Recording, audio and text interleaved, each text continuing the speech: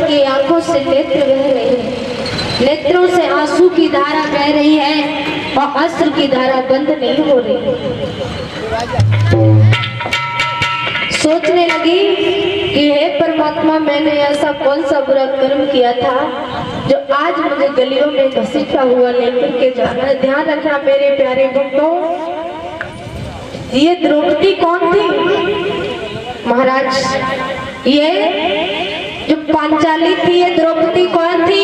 इस द्रौपदी को देखने के लिए बड़े बड़े देवता तरसते थे, बड़े बड़े ऋषि मुनि तरसते थे कि द्रौपदी कहीं दिखने को मिल जाए। आज वही द्रौपदी को दुशासन घसीटता हुआ ले जा रहा है। आपको पता है, जब महाभारत का पवित्र आख्यान चल रहा था, सारे कौरव पांडव प्यारे भक्तों, सारी सेना मारी जा रही थी, लाशों के ऊपर लाशें बिछ जाती थी। और आपने कभी ये गौर किया कि जहाँ हर रोज युद्ध होता हो और हजारों लाशें वहां पर पड़ी हो, लाशों के ऊपर लाशें, और जैसे ही फिर सुबह होता था फिर वहीं पर युद्ध होता था।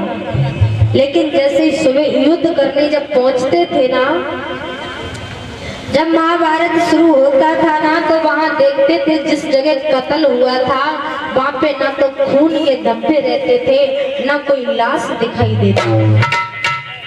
वो लाशें जाती कहाँ थी?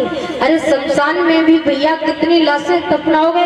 इतनी लाशें हर रोज 1000-10,000 लाशें एक साथ मारी जाती थी। लेकिन उन लाशों को पता नहीं चलता था कि वो लाशें गई तो गई कहाँ। कहते हैं कि ये द्रौपदी जो थी, पांचाली आदिशक्ति थी, ये आदिशक्ति देवी थी। जब महाभारत पवित्र आख्यान होने के बाद जब बंद हो जाता था, झगड़ा बंद हो जाने के बाद वो मैया द्रौपदी रात्रि के समय जाती थी जहाँ पर युद्ध होता था वहाँ, और रात्रि के समय जाकर के काली का रूप धारण करके, और जितनी भी लाशें वहां पर पड़ती थी ना, तो द्रौपदी माँ आदिशक्ति जो थी सारी लाशों को अपने अंदर समेट लेती थी। इसीलिए माताओं, उस द्रौपदी को आदिशक्ति कहा गया है। जितनी भी वहां पर लाशें पड़ती थी ना, वो मैया सब अपने अंदर समेट लेती थी, और जैसे युद्ध होने जाता था तो वहां पर एकदम साफ जगह मिलती थी, ऐसा लगता था कि यहाँ पर कुछ हुआ ही ना। आज वही द्रौपदी गलियों में रोती चिल्लाती हुई जा रही है, लेकिन उस द्रौपदी को बचाने वाला कोई नहीं है, कोई ऐसा नहीं है जाकर के उस द्रौपदी की लाज को बचाए। प्यारे भैया ने, द्रौपदी ने देखा गांधारी माँ अटा पर खड़ी हुई है, और जैसे ही द्रौपदी की नजर गांधारी के ऊपर गई तो रोकर के कहने लगी, हे गांधारी माँ, ओ गांधारी मेरी सासो, अरे लला अपने को मैया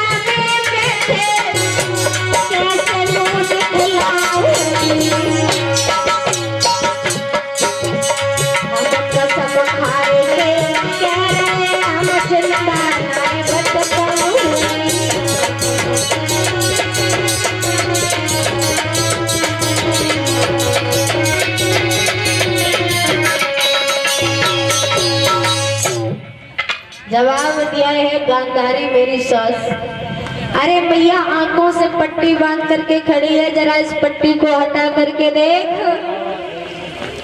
ये तेरा बेटा मुझे भरी सभा में खींच करके लेकर के जा रहा है भैया, एक बार तो उसे रोक दे। लेकिन वो गांधारी अटा पर खड़ी आंखों में पट्टी बांधे हुई थी भैया, गांधारी के कानों तक आवाज नहीं पहुंच पाई। जब मैया गांधारी के कानों तक आवाज नहीं पहुंच पाई तो मेरे प्यारे दुशासन घसता हुआ लेकर के जा रहा है। रोती हुई द्रौपदी जा रही है, आंखों से नेत्र बह रहे हैं, मन में विचार कर रही है। वहां भरी सभा में तो मेरे ससुर भी बैठे हैं, भीष्म पितामह।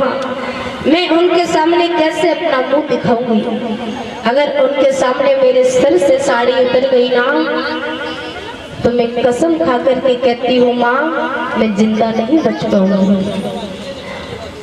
देखना मेरे प्यारे भक्तों, वो मैया द्रौपदी अपने ससुर के आगे इसलिए डर रही थी क्योंकि कहीं उसके सिर के ऊपर से साड़ी ना हट जाए। और आज की दुनिया में परीक्षित महाराज जब शादी होकर के आती है, नई नई बहुएं आती हैं तो महीना 4 महीना तो मुंह ढके रहे, और 4 महीना के बाद ससुर के सामने ऐसे खड़े होके बात करेंगे जैसे घर की मालिक नहीं हो। जानो कौन सी बड़ी बात है?